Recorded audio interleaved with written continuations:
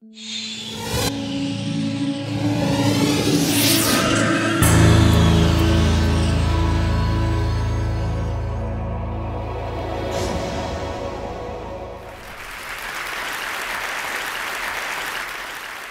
grew up interacting with the physical objects around us, and there are enormous number of them that we every day use.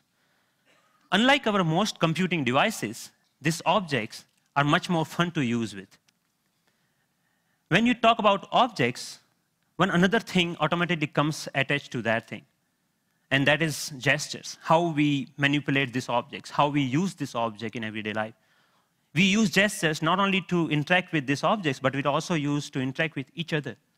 Like gesture of namaste, maybe to respect someone, or maybe in India, I don't need to teach a kid that this means 4 run in cricket. It comes as a part of our everyday learning. So I'm very interested from beginning that how can our knowledge about everyday objects and the gestures and how we use this object can be leveraged to our interaction with the digital world. Rather than using a keyboard and mouse, why can I not use my computer in the same way that I interact in the physical world? So I started this exploration around 8 years back, and it literally started with a mouse on my desk. Rather than using that for computer, I actually opened it. And most of you might be aware that in those days, the mouse used to come with a ball inside, and there are 2 rollers that actually guides the computer that where the ball is moving and accordingly where the mouse is moving. So I was interested in these 2 rollers. And I actually wanted more, so I borrowed another mouse from a friend, never returned him, and I have now 4 rollers. What interestingly I did with these rollers is basically I took them off from these mouses and then put in a one line. It had some strings and pulleys and some spring. And what I got is basically a gesture interface device that actually acts as a motion sensing device made out of $2. So here, whatever movement I do in my physical world is actually replicated inside the digital world just using this small device that I made around 8 years back in 2000. Because I was interested in integrating these 2 worlds, I thought of sticky notes. I thought, why can I not connect the normal interface of physical sticky note to our digital world? A message written on a sticky note with my mom on a paper can come to an SMS, or maybe a meeting reminder automatically syncs with my digital calendar. And a to-do list automatically syncs with you. But you can also search in the digital world, or maybe you can write a query saying, what is Dr. Smith's address? And this small system actually prints out. So it actually acts as a paper input-output system, just made out of paper. In one another exploration, I thought of making a pen that can draw in 3 dimensions. So I implemented this pen that can help designers and architects not only think in 3 dimensions, but they can actually draw so that it's more intuitive to use that way. Then I thought, why not making a Google map, but physical world? Rather than typing a keyword to find something, I put my objects on top of that. If I put a boarding pass, it will show me where is your flight gate. A coffee cup will show you where you can find more coffee, or where you can trace that cup.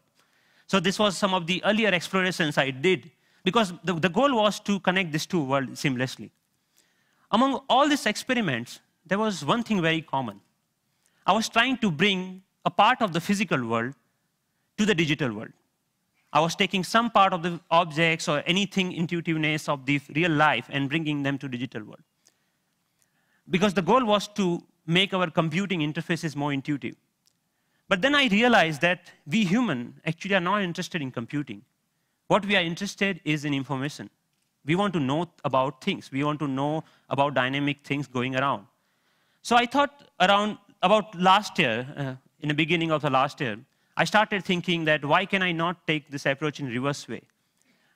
Maybe how about I take my digital world and paint the physical world with that digital information? Because pixels are actually right now confined in these rectangular devices that fits in our pocket. Why can I not remove this confine and take that to my everyday objects, everyday life, so that I don't need to learn the new language for interacting with those pixels? So in order to realize this dream, actually I thought of putting a big size projector on my head. I think that's why it's called head-mounted projector, isn't it? I took it very literally and took my bike helmet, put a little bit cut over there so that project actually fits nicely.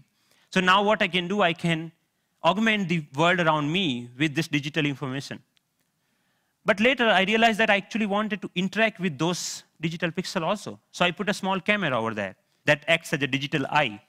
Later, we moved to a much better or consumer-oriented pendant version of that many of you are now knowing as Sixth Sense device. But the most interesting thing about this particular technology is that you can carry your digital world with you wherever you go with you. You can start using any surface, any wall around you as an interface. The camera is actually tracking all your gestures. Whatever you are doing with your hands, it's understanding that gesture.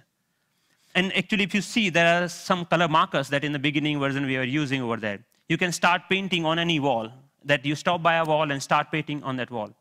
But we are not only tracking here one finger.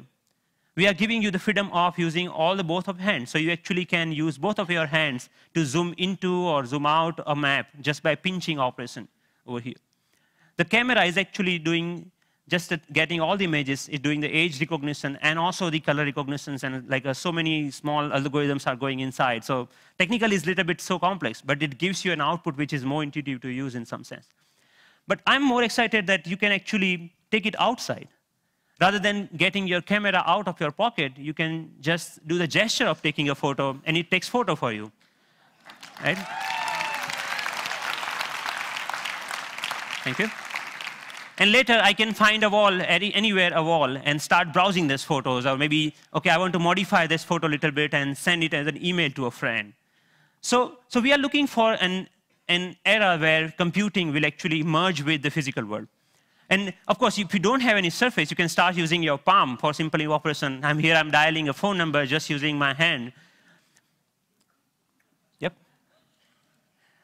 The camera is actually not only understanding your hand movements, but interestingly, is also able to understand what objects you are holding in your hand. What we are doing here is actually, for example, in this case, the book cover is matched with so many thousands or maybe millions of books online, and checking out which book it is. Once it has that information, it finds out more reviews about that, or maybe New York Times had a sound overview on that, so you can actually hear on a physical book as a review of a sound. Gave a famous talk at Harvard University. This was Obama's last visit last week to MIT. And in particular, I want to thank two outstanding MIT So professors. I was seeing the live of his talk outside in just a newspaper. Your newspaper will show you live of your weather information rather than having updated, like you have to check your computer in order to do that, right?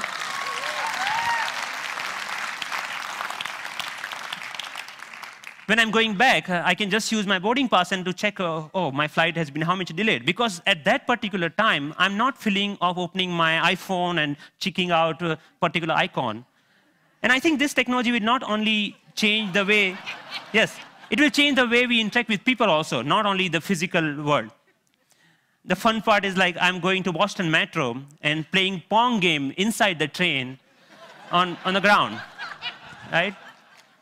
And I think the imagination is the only limit of what you can think of when this kind of technology merging with the real life. But many of you argue, actually, that all of our work is not only about physical objects. We actually do lots of accounting and paper editing and all this kind of thing. What about that? And many of you are actually excited about the next generation tablet computers to come out in the market. So rather than waiting for that, I actually made my own, and just using a piece of paper. So what here I did is remove the camera. All the cameras, webcam, have a microphone inside that camera. I removed that microphone from that. And that, just pinch that, like just make a clip out of that microphone, and clip that to a piece of paper, any paper that you found around. So now the sound of the touch is exactly getting me when exactly I'm touching the paper. But the camera is actually tracking where my fingers are moving. You can, of course, watch movies. Good afternoon. My name is Russell, and I am a wilderness explorer in Tribe 54. And you can, of course, play games. Here, the camera is actually understanding how you're holding the paper and playing the car racing game.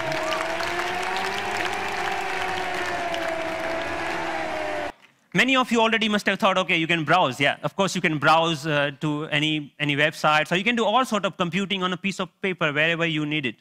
So, but more interestingly, I'm interested that how we can take that in a more dynamic way. When I come back to my desk, I can just pinch that information back to my desktop so that I can use my full-size computer. And why only computers? We can just play with papers. Like paper world is interesting to play with. So here I'm taking a part of a document and putting over here the second part of from second place, and I'm actually modifying the information that I have over there. Yeah, and then I'm saying, okay, this looks nice. Let me print it out, that thing. So I have a now printout of that thing, and now, so the workflow is more intuitive the way that we used to do before, maybe 20 years back, rather than now switching between these two worlds. So as a last thought, I think that integrating information to our everyday objects will not only help us to get rid of the digital divide, the gap between these two worlds, but will also help us in some way to stay human, to be more connected to our physical world. And it will actually help us not end up being machines sitting in front of another machines. So that's all. Thank you.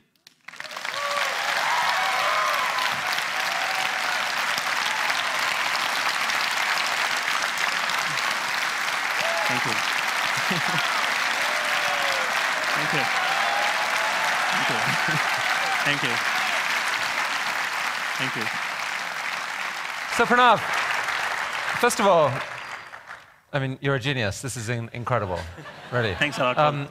What are you doing with this? Is there a company being planned, or is this research forever, or what? So there are lots of companies, actually sponsored companies of Media Lab, interested in taking this ahead in one or the way.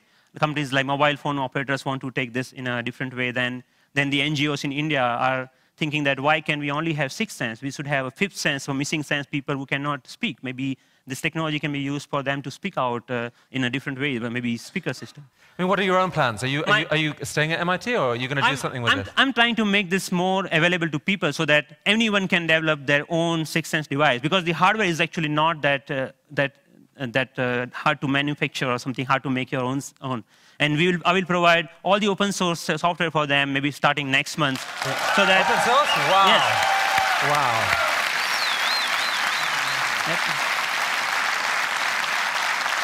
Are you going to come back to India with some of this at some point? Yes, of course. I mean, what are your plans? MIT, India, how are you going to split your time going forward? There is a lot of energy here, lots of learning. Like all of this work that you have ever seen is all about my learning in India. And now, even if you see, it's more about the cost effectiveness. This system costs you $300 compared to the like $20,000 of Surface tables or anything like that. Or maybe even the $2 mouse, just a system, at that time was costing around like $5,000. So we actually, I showed that to, in one of the conference to President Abdul Kalam at that time. And then he said, okay, we should use this in Bhabha Atomic Research Center for some use of that.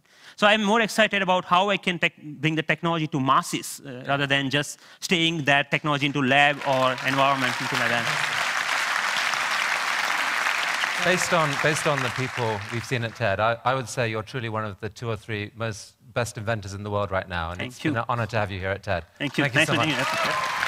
It's fantastic.